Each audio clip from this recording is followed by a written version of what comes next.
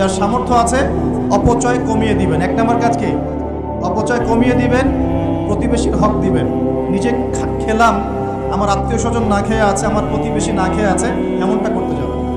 যদি 5টা খেজুরে কাজ হয়ে যায়, 6 নম্বর খেজুরটা মানুষকে দান করবে। যদি এভাবে চলতে পারেন সবাই খেতে পারবে। এখন বড় সলিউশন কি? এটা তো ইসলামিক সলিউশন বললাম।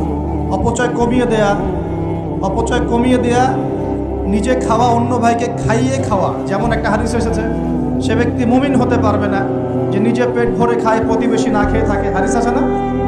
এই হাদিসগুলোর উপর আমল করলে সমাজে কোনো দারিদ্রতা থাকতো না। আমরা এগুলো বলি ঠিকই, কিন্তু এগুলোর উপর আমল করতে পারি না। আমরা নিজে পেট ভরে খেলে আমরা চাই কি পরের দিনও যেন আমার খাবার রিজার্ভ থাকে, ওইটা আমি চেষ্টা করি। মানুষকে দান করা তো দূরের কথা, আমার যতটুকু আছে আরো ডাবল করতে চাই, ট্রিপল করতে চাই, আরো বেশি করতে চাই। এতে করে সমাজে কি হয়েছে জানেন?